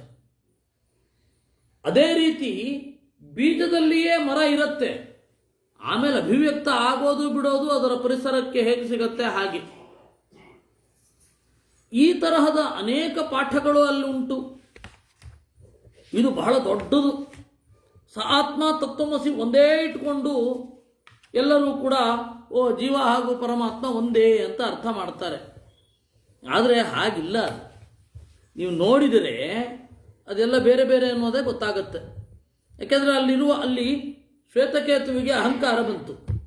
ಆ ಅಹಂಕಾರವನ್ನು ಶಮನ ಮಾಡಲಿಕ್ಕಾಗಿ ಈ ಮಾತು ಹೊರಟಿರೋದು. ಅವನಿಗೆ ನೀನೇ ದೇವರು ಅಂತ ಹೇಳಿದ್ರೆ ಅಹಂಕಾರ ಜಾಸ್ತಿ ಆಗಲ್ವಾ? ನಾನು ಮೊದಲೇ ತಿಳ್ಕೊಂಡಿದ್ದೆ ಅಂತ. ಆದ್ದರಿಂದ ಅಹಂಕಾರ ತಗ್ಗಲಿಕ್ಕೆ ಏನು ಹೇಳಬೇಕು? ನಿನಗಿಂತ ದೊಡ್ಡವನು ಬೇರೆಯವನಿದ್ದಾನೆ ಅಂತ ಹೇಳಬೇಕೇ ವಿನಃ ನೀನೇ ಆ ದೊಡ್ಡವನು ಅಂತಂದರೆ ಅಹಂಕಾರ ಪರಿಹಾರ ಎಲ್ಲಾಯಿತು.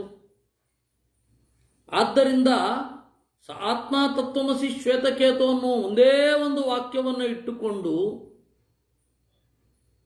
ಹಿಂದೆ ಮುಂದೆ ನೋಡದೇನೆ ಅರ್ಥ ಮಾಡಬಾರದು. ಅಲ್ಲಿ ಹೋದರೂ ಕೂಡ ಎಲ್ಲರೂ ಅದೇ ಅರ್ಥ ಮಾಡಿರೋದು ಅಂತಿಮವಾಗಿ. ಈ ಜನ ಹೇಗೆ ಮಾಡ್ತಾರೆ ಅಂದರೆ, ಈ ಕೊಟೇಶನ್ಗಳಿರುತ್ತಲ್ಲ, ಅದು ಎಲ್ಲೆಲ್ಲೋ ಹೊರಟೋಗಿರುತ್ತೆ, ಎಲ್ಲೆಲ್ಲೋ ಅದು ಮೊದಲೇ ಯಾವುದೋ ದೃಷ್ಟಿಯಲ್ಲಿ ಬಂದಿರುತ್ತೆ, ತದನಂತರ ಇನ್ಯಾವುದೋ ಅದರ ತುಂಡನ್ನು ಕೋಟ್ ಮಾಡ್ತಾ ಇರ್ತಾರೆ, ಅದು ಯಾವುದಕ್ಕೋ ಹೋಗ್ತಾ ಇರುತ್ತೆ. ನಾನು ಹಿಂದೆ 2 ಸರ್ತಿ ಹೇಳಿದ್ದೇನೆ, ಆದರೂ ಹೇಳ್ತೇನೆ. ಒಂದು ಮಾತು, politics last resort of scoundrels ಅಂತ. ಅದು ಹಾಗಿಲ್ವೇ ಇಲ್ಲ. ಮೂಲದಲ್ಲಿ ಇರೋದು ಹೇಗೆ ಅಂದರೆ, ವಿಯೆಟ್ನಾಂನ ಗಾದೆ ಇದು. ಆ ವಿಯೆಟ್ನಾಂ ದೇಶದ ಹಳ್ಳಿಗರು, ಆ ಹುಡುಗರು ವಿಪರೀತ ಪುಂಡು ಪೋಖರಿಗಳಾಗಿ ತಿರುಗಾಡ್ತಾ ಇದ್ರು. 16 ವರ್ಷ ಆಯಿತು ಅಂದರೆ ಅವನ ಕಾಟ ಶುರು ಆಯಿತು ಅಂತ ಅರ್ಥ. ಅವ್ರದ್ದು ಎಲ್ಲೋ ಕದ್ದು ತಿನ್ನೋದು, ಅವರಿಗೆ ಏನೇನೋ ಮಾಡೋದು, ತುಂಟಾಟಗಳನ್ನು ಮಾಡ್ತಾ ಇರೋದು. ಅದಕ್ಕೆ ಕಡೆಗೆ ಇವನು ಕಾಟ ಸಹಿಸ್ಲಿಕ್ಕಾಗದೆ ತೊಗೊಂಡೋಗಿ ಅವನನ್ನು ಸೈನ್ಯಕ್ಕೆ ಹಾಕಿ ಬಂದ್ಬಿಡ್ತಾ ಇದ್ದ. ಅವನು ಸೈನ್ಯದಿಂದ ಬಂದಮೇಲೆ ಅವನು ದೊಡ್ಡ ಜನ, ಗಂಭೀರವಾಗಿ ವರ್ತನೆ ಮಾಡ್ತಾ ಇದ್ದ ಅವನು. ಅದಕ್ಕೆ ಅವಾಗ ಒಂದು ಗಾದೆ ಹುಟ್ಟಿದ್ದು, patriotism is last resort of scoundrels ಅಂತ. ಅದೇನಾಗೋಗಿದೆ ಈಗ, ಪಾಲಿಟಿಕ್ಸ್ ಅಂತ ಆಗೋಗಿದೆ. ಅಲ್ಲ, ಪಾಲಿಟಿಕ್ಸ್ ಅಲ್ಲ ಅಂತಲ್ಲ ಹೇಳೋದು, ಅಲ್ಲಿ ಮೂಲದಲ್ಲಿ ಬೇರೆ ಥರ ಇತ್ತು ಅಂತ. ಹಾಗೆ ನಮಗೆ ಬೇಕಾದದ್ದನ್ನು ಬೇಕಾದ ಹಾಗೆ ತಿರುಗಿಸಿಕೊಂಡು ಏನೇನೋ ಕಥೆ ಹೇಳ್ತಾ ಇರೋದು ಆ ತರಹ ಆಗಿದೆ. ಆತ್ಮ ತತ್ವಮಸಿ ಅನ್ನೋದರಲ್ಲಿಯೂ ಆಗಿದ್ದಷ್ಟೆ. ನಮಗೆ ಬೇಕಾದ ಹಾಗೆ ನಾವು ಅದನ್ನು ತಿರುಚ್ಕೊಂಡ್ಬಿಟ್ಟಿದ್ದೇವೆ. ಇದಾದ ಮೇಲೆ ಇದು 4ನೇ ಅಧ್ಯಾಯ, 6ನೇ ಅಧ್ಯಾಯ ಆಗಿ 7ನೇ ಅಧ್ಯಾಯ ಸನತ್ಕುಮಾರ ಹಾಗೂ ನಾರದರ ಸಂವಾದ, ದೇವತಾ ಮೀಮಾಂಸೆ. ನಮ್ಮ ಹೃದಯದ ಒಳಗಡೆ ಯಾವ ರೀತಿ ದೇವತೆಗಳ ಹೈರಾರ್ಕಿಯನ್ನು ಅನುಭವಿಸುವುದು ಅಂತನ್ನುವ ಎತ್ತರ, ಅದನ್ನು ನಿರೂಪಣೆ ಮಾಡುತ್ತೆ.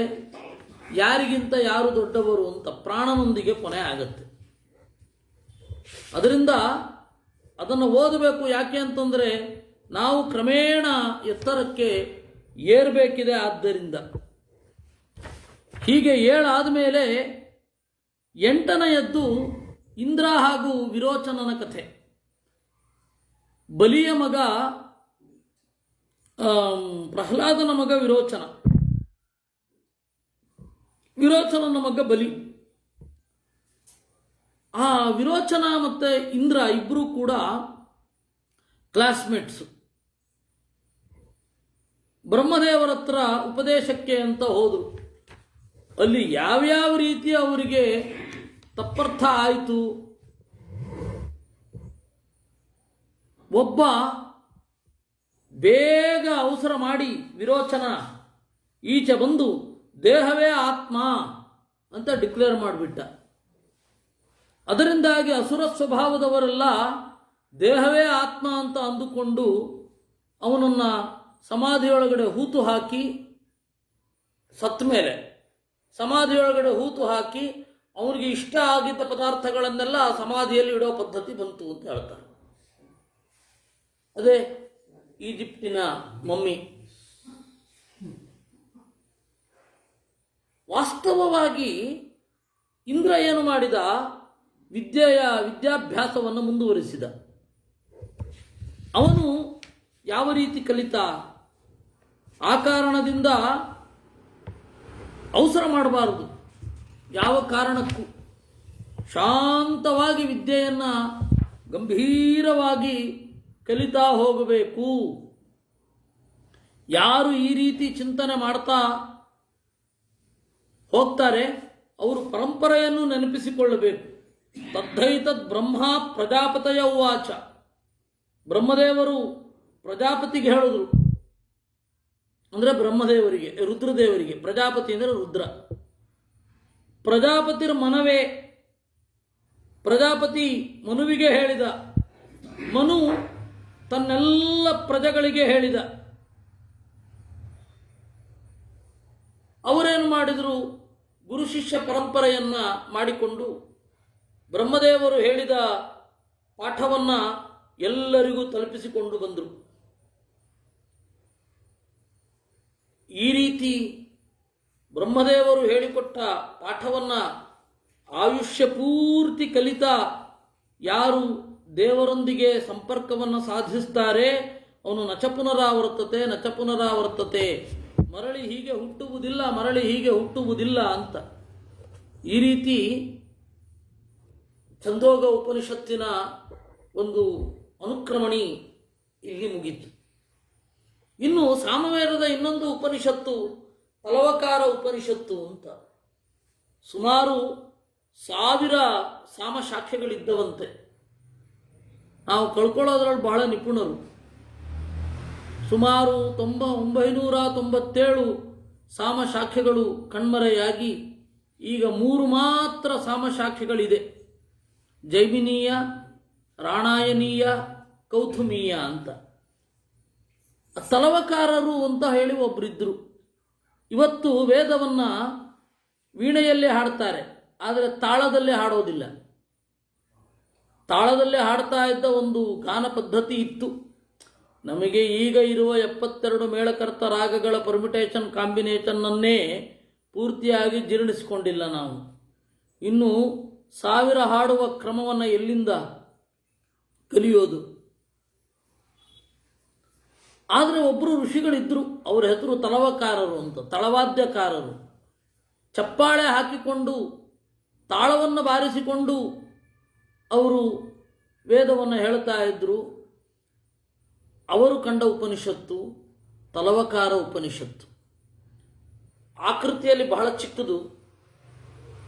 ದೇವರು ಯಾವ ರೀತಿ ಇಂದ್ರಿಯಗಳಿಗೆ ನಿಯಾಮಕನಾಗಿದ್ದಾನೆ, ದೇವರನ್ನು ಎಂಥವರು ಕೂಡ ಹೇಗೆ ಮರೆಯುತ್ತಾರೆ, ದೇವತೆಗಳಂಥವರು ಕೂಡ ಮರೆತ ಮೇಲೆ ಪಾರ್ವತಿಯಿಂದ ಉಪದೇಶ ಪಡೆದು ಇಂದ್ರ ಮತ್ತು ಕಾಮ ಉಳಿದವರೆಲ್ಲರಿಗೂ ಹೇಳಿದರು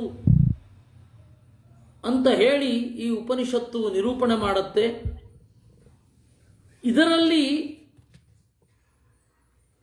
ವೇದದ ಅಂಗ, ಬ್ರಹ್ಮಸೂತ್ರ ಇವುಗಳ ಉಲ್ಲೇಖ ಬರುತ್ತೆ. ಇದಾದ ಮೇಲೆ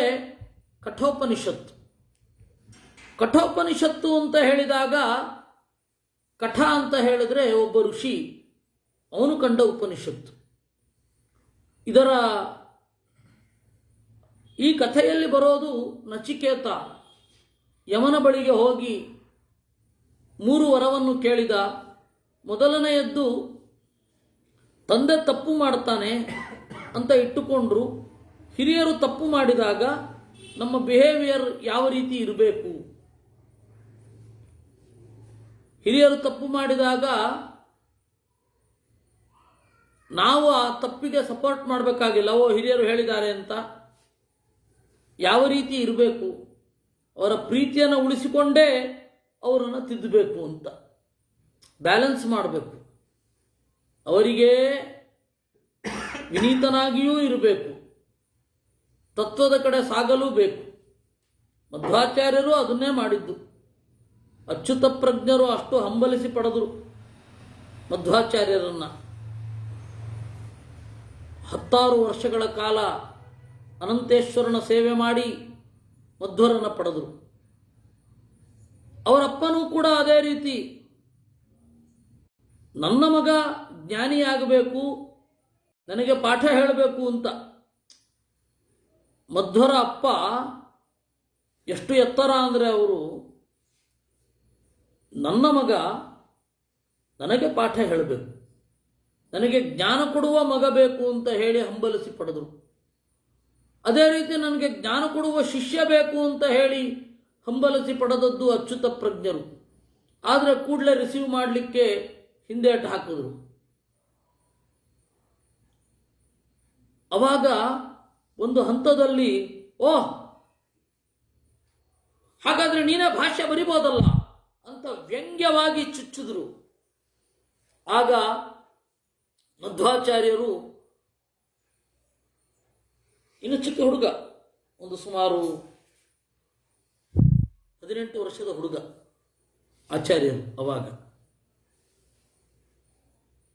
ಮಾಡು ಅಂತನ್ನುವ ಭಾಗವನ್ನು ಮಾತ್ರ ತಗೊಂಡ್ರು, ಇನ್ಯಾವುದನ್ನು ತಗೊಳ್ಳಿಲ್ಲ. ಒಬ್ಬ ಹಿರಿಯರು ಅಥವಾ ದೊಡ್ಡವರು ತಪ್ಪು ಹೆಜ್ಜೆ ಇಟ್ಟಾಗ ಯಾವ ರೀತಿ ಮುಂದುವರಿಬೇಕು?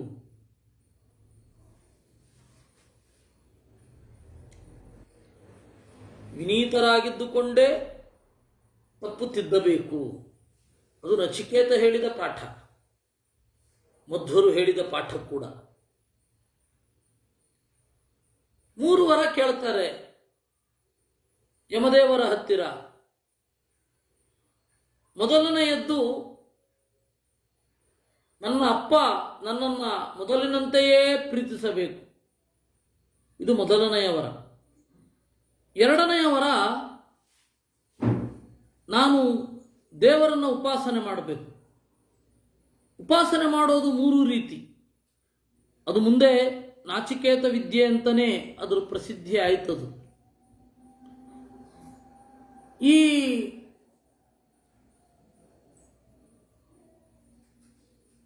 ವರ್ಷಗಳು 360 ದಿವಸಗಳು ಇಟ್ಟಿಗೆ ಇದ್ದ ಹಾಗೆ, 360 ವರ್ಷಗಳು ಇಟ್ಟಿಗೆ ಇದ್ದ ಹಾಗೆ, ಇಲ್ಲಿ ಬರುವ ಸೂರ್ಯ ಚಂದ್ರ ಅವರ ಬೆಳಕು, ನಮ್ಮ ಭೋಗ, ಇವುಗಳೆಲ್ಲ ದೇವರ ಆಹುತಿ ಇದ್ದ ಹಾಗೆ. ಇಲ್ಲಿ ದೇವರನ್ನ ಆರಾಧನೆ ಮಾಡೋದು, ಕಾಲರೂಪಿ ಪರಮಾತ್ಮನನ್ನ, ಇದೊಂದು ಉಪಾಸನೆ. ಈ ಹೃದಯದ ಒಳಗಡೆ 360 ಮೂಳೆಗಳು ಅನ್ನುವ ಇಟ್ಟಿಗೆ, ಹೃದಯ ಅನ್ನೋದು ಕುಂಡ, ಇದರ ಮಧ್ಯೆ ದೇವರು ಅನ್ನುವ ಬೆಂಕಿ. ನಾನು ಉಸಿರಾಡುವ ದಿವಸಗಳೆಲ್ಲ ಈ ದೇವರಿಗೆ ಆಹುತಿ ಅಂತ ಹೇಳಿ ಚಿಂತನೆ ಮಾಡೋದು. ಇನ್ನು ಹೊರಗಡೆ ಭೌತಿಕವಾಗಿ 360 ಇಟ್ಟಿಗೆಗಳನ್ನು ಇಟ್ಟು ಅಗ್ನಿಯಲ್ಲಿ ನಾರಾಯಣನನ್ನ ಚಿಂತಿಸಿ ಮಾಡುವ ಆಹುತಿ. ಹೀಗೆ 3 ತರಹದ ಪ್ರಕ್ರಿಯೆಗಳನ್ನು ಒಳಗೊಂಡ ವಿದ್ಯೆ. ಇದರಲ್ಲಿ 2 ಮಾಡಬಹುದು ನಾವು ಕೂಡ. ಈ 2 ತರಹದ ವಿದ್ಯೆ ಏನಿದೆ, 3 ತರಹದ ವಿದ್ಯೆ, ಇದನ್ನು ನಾಚಿಕೇತಾಗ್ನಿ. ಯಾಕೆಂದರೆ ಯಮ ಕೂಡಲೇ ಕೇಳಿದ, ನಾನು ಹೇಳಿದ್ದನ್ನು ಒಪ್ಪಿಸಿ ನೋಡೋಣ ಅಂತ. ನಚಿಕೇತ ಅವನು ಹೇಳಿದ್ದನ್ನು ಹಾಗೆಯೇ ಮರಳಿ ಹೇಳಿದ. ಖುಷಿಯಾಗಿ, ಇನ್ನು ಮೇಲೆ ಈ ವಿದ್ಯೆಗೆ ನಿನ್ನ ಹೆಸರು ಇರಲಿ ಅಂತ ಹೇಳಿ ಒಂದು ಸರವನ್ನು ಕೊಟ್ಟ, ಬಂಗಾರದ ಸರ. ಈ ರೀತಿ 2ನೆಯ ವಿದ್ಯೆ. ಆಮೇಲೆ ದೇವರ ಬಗ್ಗೆ ಇನ್ನಷ್ಟು ತಿಳಿಬೇಕು ಅಂತಂದಾಗ ಯಮ ಅದನ್ನು ಹೇಳ್ತಾ ಹೋಗ್ತಾನೆ. ಅಲ್ಲಿಗೆ ಈ ಉಪನಿಷತ್ತು ಮುಗಿಯುತ್ತೆ. ಇದನ್ನು ಈ ಪಿತೃಯಜ್ಞದಲ್ಲಿ ವಿಶೇಷವಾಗಿ ಹೇಳಬೇಕು ಅಂತ. ಪಿತೃಯಜ್ಞ ಅಂತ ಹೇಳಿದ್ರೆ 2, ಒಂದು ಶ್ರಾದ್ದ, ಇನ್ನೊಂದು ಈ 10 ದಿವಸದಲ್ಲಿಯೂ ಇದನ್ನು ಹೇಳಿಸೋದು ಒಳ್ಳೆಯದು. ಯೈಮಂ ಪರಮಂ ಗೃಹ್ಯಂ ಗುಹ್ಯಂ ಶ್ರಾವಯೇದ್ ಬ್ರಹ್ಮ ಸಂಸದಿ ಪ್ರಯತ ಶ್ರಾದ್ದ ಕಾಲೇವ ತದಾನಂತ್ಯಾಯ ಕಲ್ಪತೈತಿ. ಆನಂತ್ಯಾಯ ಕಲ್ಪತೆ, ಪಿತೃದೇವತೆಗಳಿಗೆ ಭಾರೀ ಖುಷಿಯಾಗುವ ಈ ಒಂದು ಉಪನಿಷತ್ತು. ಇದನ್ನು ಹೇಳಿಸ್ಬೇಕು, ಕಲಿಬೇಕು ಅಂತ ಹೇಳಿ ಹೇಳ್ತಾರೆ. ಅದರಿಂದಾಗಿ ಇದು ಬಹಳ ವಿಶಿಷ್ಟವಾದದ್ದು, ದೇವರ ಬಗೆಗೆ ತಿಳಿಸಿಕೊಡುವಂಥದ್ದು. ಮೃತ್ಯು ಹೇಳಿದ ಈ ವಿದ್ಯೆಯನ್ನು ನಚಿಕೇತ ಪಡೆದು ದೇವರನ್ನ ಸೇರಿದ, ನಚಿಕೇತನ ಹಾದಿಯಲ್ಲಿ ಹೋದವನೂ ಕೂಡ ಅನ್ನುವಲ್ಲಿಗೆ ಈ ಉಪನಿಷತ್ತಿನ ಚಿಂತನೆ ಮುಗಿಯುತ್ತೆ. ಅದಾದ ಮೇಲೆ ಅಥರ್ವಣ ಉಪನಿಷತ್ತು ಅಂತ, ಬಹಳ ಪುಟ್ಟ ಉಪನಿಷತ್ತು ಇದು. ಹೆಸರೇ ಹೇಳುವ ಹಾಗೆ ಬ್ರಹ್ಮದೇವರು ತನ್ನ ಮಗನಾದ ಅಥರ್ವ ಅಂತನ್ನುವ ಋಷಿಗೆ ಉಪದೇಶ ಮಾಡಿದ್ದು ಅಥರ್ವಣೋಪನಿಷತ್ತು ಅಂತ. ಈ ಅಥರ್ವಣೋಪನಿಷತ್ತಿನಲ್ಲಿ ಮೊದಲು ವಿದ್ಯೆಯ ಇತಿಹಾಸ ಬರುತ್ತೆ. ಕೃತಯುಗದ ಜನರು ವೇದವನ್ನು ಹೇಗೆ ಚಿಂತನೆ ಮಾಡ್ತಾ ಇದ್ರು, ದೇವರನ್ನು ಹೇಗೆ ತಿಳ್ಕೊಳ್ತಾ ಇದ್ರು, ದೇವತೆಗಳನ್ನು ಯಾವ ರೀತಿ ಚಿಂತನೆ ಮಾಡ್ತಾ ಇದ್ರು, ವೇದದ ಪದಗಳಿಗೆ ಹೇಗೆ ಅರ್ಥ ಇತ್ತು. ಕ್ರಮೇಣ ಯಾವ ರೀತಿ ಬದಲಾಯಿತು ಅಂತ ಹೇಳಿ ನಿರೂಪಣೆ ಮಾಡ್ತಾ ದೇವರ ಬಗೆಗೆ ಹೇಳುತ್ತಾರೆ. ಯಾವುದೇ ವಿದ್ಯೆ ಅದು ಅಪರ ವಿದ್ಯೆ. ಋಗ್ವೇದ, ಯಜುರ್ವೇದ ಮೊದಲಾದವುಗಳು ಅಪರ ವಿದ್ಯೆ. ದೇವರನ್ನು ಹೇಳುತ್ತೆ ಅಂತ ನೀವು ತಿಳಿದುಕೊಳ್ಳದೇ ಇದ್ದಾಗ ಅದೇ ವಿದ್ಯೆ ಪರವಿದ್ಯೆ ದೇವರನ್ನು ಹೇಗೆ ಹೇಳುತ್ತೆ ಅಂತ ತಿಳಿದುಕೊಂಡಾಗ. ನಮ್ಮಲ್ಲಿ ಬೇರೆ ಬೇರೆ ಟೆಕ್ಸ್ಟ್ ಇಲ್ಲ, ಒಂದೇ ಟೆಕ್ಸ್ಟ್. ನೀವು ಬೆಳೆದ ಹಾಗೆ ಅದು ನಿಮಗೆ ತೆರಕೊಳ್ತಾ ಹೋಗುತ್ತೆ. ಅದೇ ಉಪಕರ್ಮ ಅಂತ. ಉಪಕರ್ಮ ಅಂತ ಹೇಳಿದ್ರೆ ಜನಿವಾರ ಬದಲಾಯಿಸಲಿಕ್ಕೆ ಅಷ್ಟು ದೊಡ್ಡ ಹಬ್ಬ ಬೇಕೇ? 6 ತಿಂಗಳಿಗೊಮ್ಮೆ ರಿವಿಷನ್ ಅದು. 6 ತಿಂಗಳು ಈ ಗೃಹ್ಯ ಸೂತ್ರಗಳಲ್ಲಿ ಅದನ್ನು ಸ್ಪಷ್ಟವಾಗಿ ಹೇಳಿದ್ದಾರೆ. ನಾನು ಆವಾಗ ಹೇಳಿದ್ನಲ್ಲ, ಗೃಹ್ಯ ಸೂತ್ರಗಳನ್ನು ನಾವು ಚಿಂತನೆ ಮಾಡಬೇಕು ಅಂತ. ಅದರಲ್ಲಿ ಮೊದಲು ಉಪಕರ್ಮ ಅಂತ ಹೇಳಿದ್ರೆ ಈ ಒಂದು ವೇದವನ್ನು ಹೊಸದಾಗಿ ಕಲಿಬೇಕು, ಅಂದರೆ ಹೊಸ ಅರ್ಥದಲ್ಲಿ ಗ್ರಹಿಸಬೇಕು. ಅದಕ್ಕೆ 6 ತಿಂಗಳು ರೆಸ್ಟ್ ಕೊಡಬೇಕು. ಅಂದರೆ ಮಿನಿಮಮ್ ಅಧ್ಯಯನ ಮಾಡಿ, ಆದರೆ ಬೇರೆ ಎಲ್ಲ ಬೇರೆ ಓದಿ 6 ತಿಂಗಳಾಯಿತು. ಮತ್ತೆ ಉಪಾಕೃತ ವೈ ವೇದ, ವೇದವನ್ನು ಸ್ವೀಕರಿಸಿದೆವು ಹೊಸ ಅರ್ಥದಲ್ಲಿ. ಅದೇ ಉತ್ಸರ್ಜನೋಪಕರ್ಮ ಅಂತ. 2 ಕ್ರಿಯೆ, ಅದು ಒಂದೇ ಅಲ್ಲ.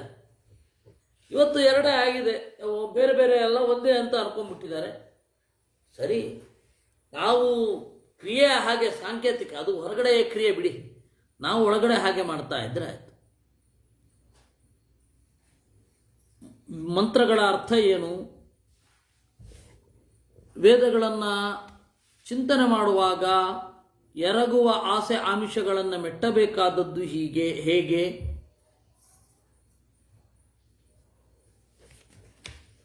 ಯಜ್ಞ ಅನ್ನೋದು ಯಾವ ರೀತಿ ಮಾಡಿದರೆ ಫಲ ಜಾಸ್ತಿ ಕೊಡೋಲ್ಲ, ಯಾವ ರೀತಿ ಚಿಂತಿಸಿದರೆ ಫಲ ಜಾಸ್ತಿ ಕೊಡುತ್ತೆ ಇತ್ಯಾದಿಗಳನ್ನು ನಿರೂಪಣೆ ಮಾಡ್ತಾರೆ. ಪ್ರಸಿದ್ಧವಾದ ದ್ವಾಸುಪರ್ಣ ಸಯುಜ ಸಖಾಯ ಅನ್ನುವ ಮಂತ್ರ ಇದರಲ್ಲೇ ಬರೋದು. ಏನು ಪುರಂದರದಾಸರು ಈ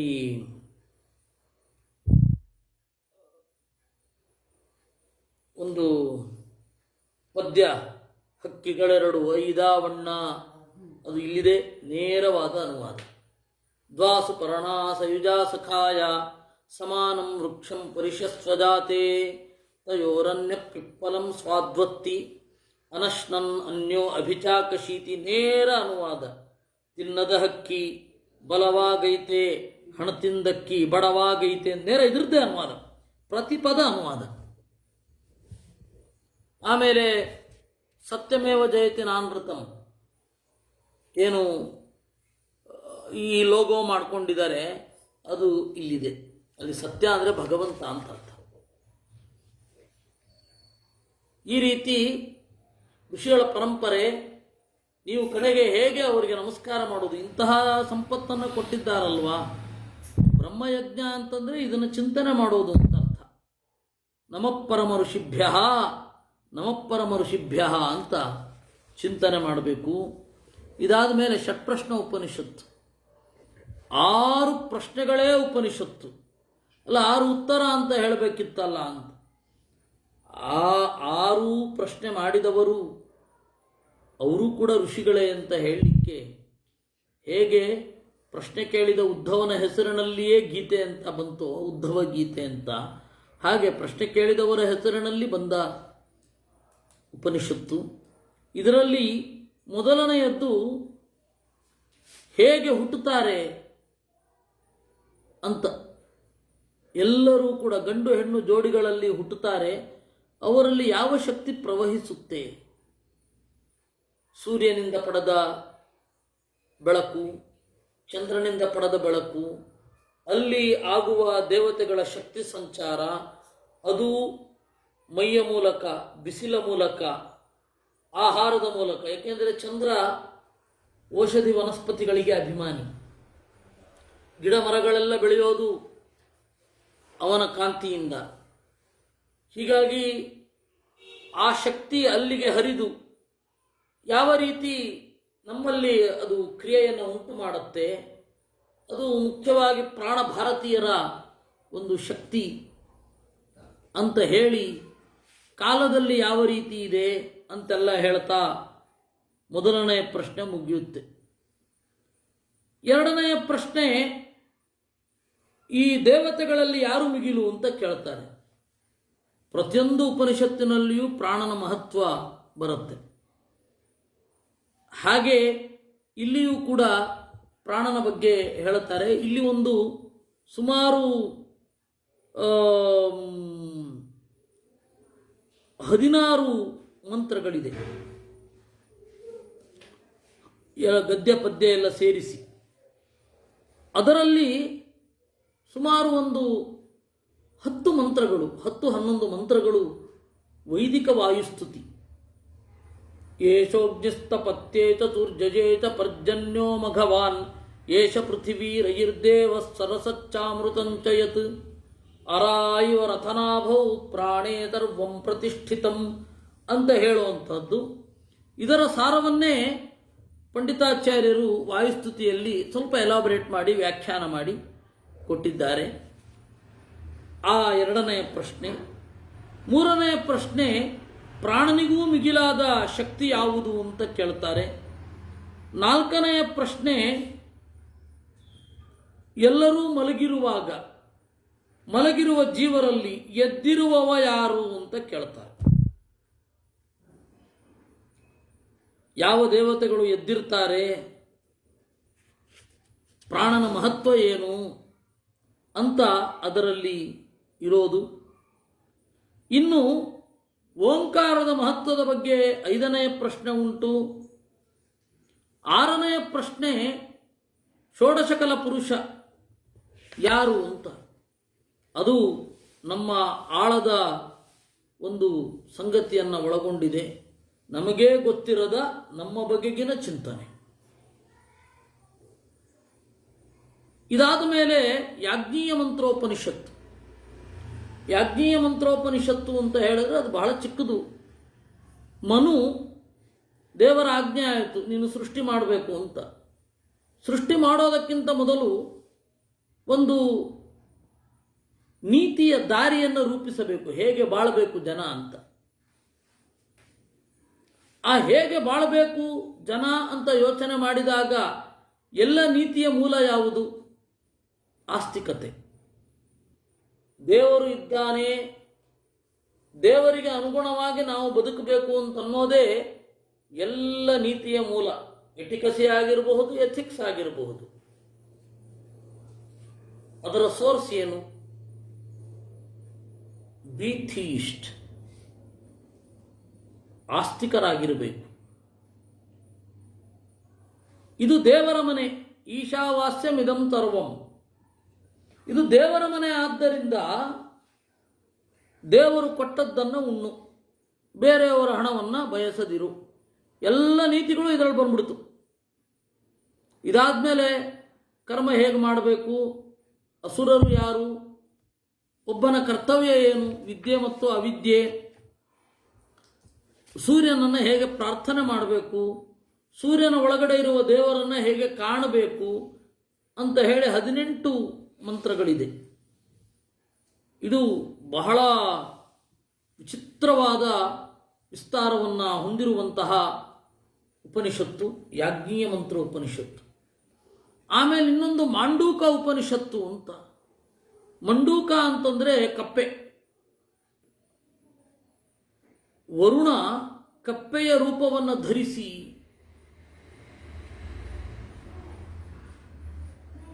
ದೇವರನ್ನು ಸ್ತೋತ್ರ ಮಾಡಿದ. ಅದೇ ಮಾಂಡೂಕ ಉಪನಿಷತ್ತು.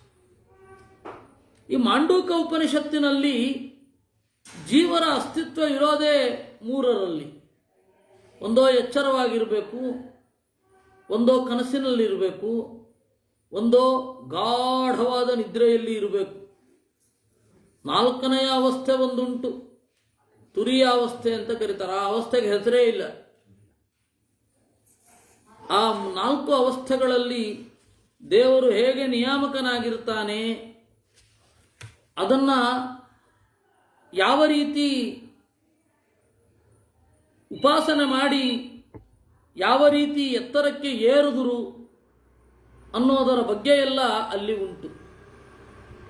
ಆಮೇಲೆ ಓಂಕಾರದ ಒಂದು ವಿಸ್ತಾರ, ಓಂಕಾರದ ಅವಯವಗಳ ಅರ್ಥ ಏನು ಇತ್ಯಾದಿಗಳ ಬಗೆಗೆ ನಿರೂಪಣೆ ಮಾಡುವಲ್ಲಿಗೆ ಮಾಂಡೂಕೋಪನಿಷತ್ತು ಅದನ್ನು ನೋಡುತ್ತೇವೆ. ಇದಾದಮೇಲೆ ತೈತ್ತಿರಿಯ ಉಪನಿಷತ್ತು. ಮಧ್ವಾಚಾರ್ಯರು ಯಜುರ್ವೇದದ ತೈತ್ತಿರಿಯ ಶಾಖೆಯ ಬ್ರಾಹ್ಮಣರು. ಆದರೆ ಅವರು ತೈತ್ತಿರಿಯ ಸಂಹಿತೆಗೆ ವ್ಯಾಖ್ಯಾನ ಬರೀಲಿಲ್ಲ, ತೈತ್ತಿರಿಯ ಉಪನಿಷತ್ತಿಗೆ ವ್ಯಾಖ್ಯಾನ ಬರೆದರು. ಅದರಲ್ಲಿ ಸಂಕ್ಷಿಪ್ತವಾದ ಭಾಷ್ಯ ಇದು. ಯಾವ ರೀತಿ ದೇವರನ್ನು ಆರಾಧನೆ ಮಾಡಬೇಕು, 16 ರೂಪಗಳನ್ನು ಆರಾಧನೆ ಹೇಗೆ ಮಾಡಬೇಕು, ಅಧಿಲೋಕಂ, ಅಧಿವಿದ್ಯಂ, ಅಧಿಜ್ಯೋತಿಷಂ, ಅಧಿಪ್ರಜಂ, ಅಧಿ ಆತ್ಮಂ, ಅಧ್ಯಾತ್ಮಂ. ಲೋಕದಲ್ಲಿ ದೇವರನ್ನು ಹೇಗೆ ಉಪಾಸನೆ ಮಾಡಬೇಕು, ವಿದ್ಯೆಯ ಬಗೆಗೆ ದೇವರನ್ನು ಹೇಗೆ ಉಪಾಸನೆ ಮಾಡಬೇಕು, ಬೆಳಕಿನ ಬಗೆಗೆ ದೇವರನ್ನು ಹೇಗೆ ಉಪಾಸನೆ ಮಾಡಬೇಕು, ನಮ್ಮ ದೇಹದಲ್ಲಿ ದೇವರನ್ನು ಹೇಗೆ ಉಪಾಸನೆ ಮಾಡಬೇಕು, ಇವುಗಳನ್ನು ಹೇಳ್ತಾ ಹೋಗ್ತಾರೆ. ದೇವರ ಒಂದು ರೀಚ್ ಹೇಗಾಗುತ್ತೆ, ದೇವರನ್ನು ಹೇಗೆ ತಲುಪಬೇಕು ಸ್ವಾಧ್ಯಾಯದಿಂದ. ಉಪನಿಷತ್ತು ಈ ಅಧ್ಯಯನಕ್ಕೆ ಎಷ್ಟು ಮಹತ್ವ ಕೊಟ್ಟಿದೆ ಅಂತ. ತದ್ಧಿತಪಃ ಅಂತ ಹೇಳಿದ್ದು ಅಧ್ಯಯನಕ್ಕೆ ಅಂತ ಇಲ್ಲಿ ನಿರೂಪಣೆ ಮಾಡುತ್ತೆ. ಇಲ್ಲಿ 3 ಪ್ರಧಾನವಾದ ಭಾಗಗಳಿದೆ. ಮೊದಲನೆಯದ್ದು ಶಿಕ್ಷಾವಲ್ಲಿ ಅಂತ. ಈ ಶಿಕ್ಷಾವಲ್ಲಿ ಇದೆಯಲ್ಲ, ಅದರ ಕೊನೆಯ ಭಾಗವೇ ಇವತ್ತಿನ ಕಾನ್ವೊಕೇಶನ್ ಹೇಗೆ ನಡೆಸಬೇಕು ಅಂತ. ಅದರಲ್ಲಿ ಬಹಳ ಸೊಗಸಾದ ಸಂಗತಿಗಳಿದೆ. ಕಾನ್ವೊಕೇಶನಲ್ ಸ್ಪೀಚ್ ಹೇಗೆ ಇರಬೇಕು ಅಂತ ನಮ್ಮನ್ನು ಗಮನ ಸೆಳೆಯುವಂಥದ್ದು ಒಂದೆರಡು ಮಂತ್ರಗಳು, ಅದು ಒಂದೆರಡು ಮಾತುಗಳು. ಅದನ್ನು ನಾನು ಹೇಳ್ತೇನೆ. ಯಾನ್ಯನವದ್ಯಾನಿ, ಅದು ಮಾತೃದೇವೋಭವ ಪಿತೃದೇವೋಭವ ಇಲ್ಲೇ ಬರೋದು. ಕಾನ್ವೊಕೇಶನಲ್ ಸ್ಪೀಚಲ್ಲಿ ಗುರು ಹೇಳಬೇಕಾದವನು ಮುಂದ್ಗಡೆ ಪಾಸ್ಔಟ್ ಆಗುವ ವಿದ್ಯಾರ್ಥಿಗಳಿಗೆ. ಯಾನ್ಯಸ್ಮಾಕಂ ಸುಚರಿತಾನಿ, ನೋಡಿ ನಾವು ಮನುಷ್ಯರು, ನಮ್ಮ ಒಳ್ಳೆ ಅಧ್ಯಾಪಕರು ಹೇಳೋದು ಯಾರಿಗೆ ಎದೆ ಇದೆ, ನಮ್ಮ ಒಳ್ಳೆಯ ಗುಣಗಳೇನಿದ್ರೆ ಅದನ್ನು ಮಾತ್ರ ನೀವು ಅನುಸರಿಸಬೇಕು. ಯಾನ್ಯಸ್ಮಾಕಂ ಸುಚರಿತಾನಿ ತಾನಿ ತ್ವಯೋಪಾಸ್ಯಾನಿ ನೋ ಇತರಾಣಿ. ನಾವು ಮನುಷ್ಯರು, ನಮ್ಮಲ್ಲಿಯೂ ದೋಷಗಳಿರ್ತವೆ, ಅದನ್ನೆಲ್ಲ ಅನುಸರಿಸಬೇಡಿ. ನೀವು ಯಾವ ಊರಿಗೆ ಹೋಗ್ತೀರೋ ಅಲ್ಲಿಯ ಹಿರಿಯರೊಬ್ಬರನ್ನು ಗುರುತಿಸಿ. ಅಲೂಕ್ಷ ಧರ್ಮಕಾಮಾಸ್ಯುಹು, ಕಠೋರರಾಗಿರಬೇಕು, ಒಳಗಡೆಯಿಂದ ಮಿದುವೂ ಆಗಿರಬೇಕು. ಅಂತಹವರನ್ನ ಏನಾದರೂ ಸಂಶಯ ಬಂದರೆ ಕೇಳಿ.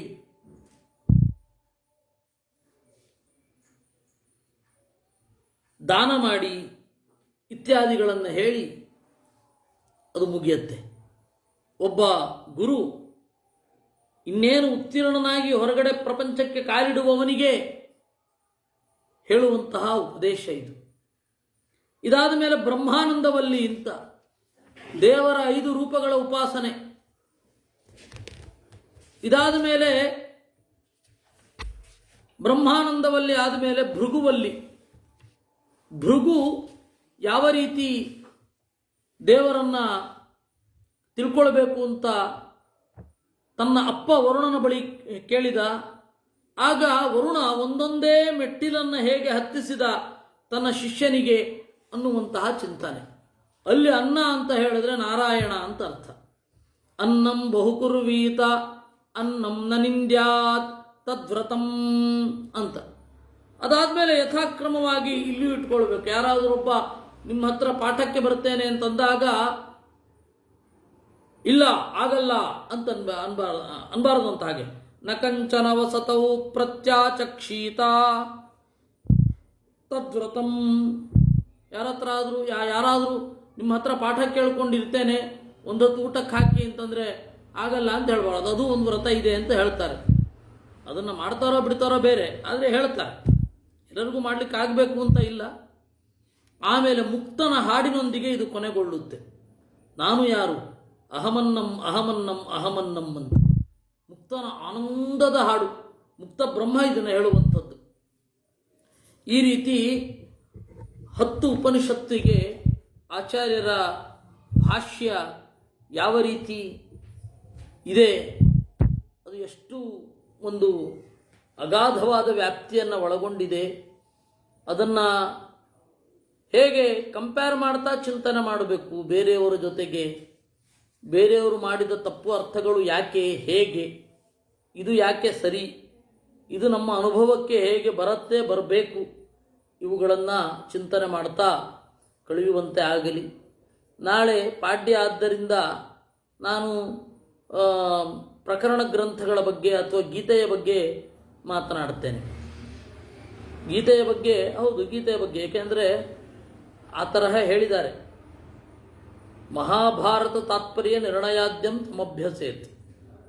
ಮಹಾಭಾರತ ತಾತ್ಪರ್ಯ ನಿರ್ಣಯಗಳನ್ನು ಉಳಿದ ದಿವಸದಲ್ಲಿ ಚಿಂತಿಸಿ, ಅನಧ್ಯಾಯದಲ್ಲಿ ಗೀತೆಯನ್ನು ಪ್ರಕರಣಾದಿಗಳನ್ನು ಚಿಂತಿಸಿ ಅಂತ ಹೇಳಿದ್ದಾರೆ.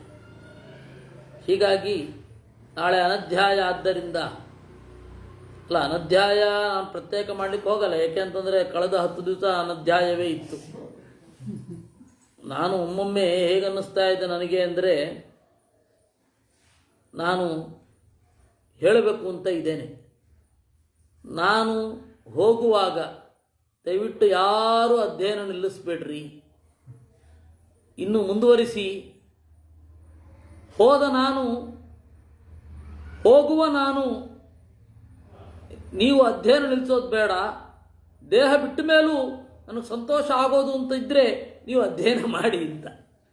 ಯಾಕೆಂದರೆ ನಾವು ಮೃತಕದಲ್ಲಿ ಇದ್ದಾಗ ನಮಗೆ ಆ ತರಹದ ಒಂದು ಕರ್ತೃಗಳು ಅಲ್ಲ. ನಾವು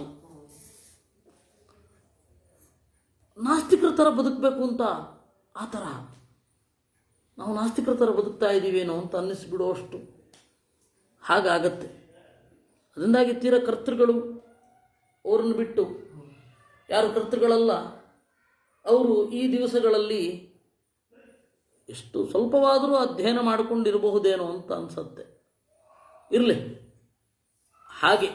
ಅದರಿಂದಾಗಿ ಕಳೆದ 10 ದಿವಸಗಳನ್ನು ಅನಧ್ಯಾಯದಲ್ಲಿ ಕಳೆದಿದ್ದೇವೆ. ಆದ್ದರಿಂದ ಮುಂದೆ ನಾಳೆ ಮಾತನಾಡುವ, ಆದರೆ ಗೀತೆಯ ಬಗ್ಗೆನೇ ಮಾತನಾಡುವ. ಕೃಷ್ಣಾರ್ಪಣ.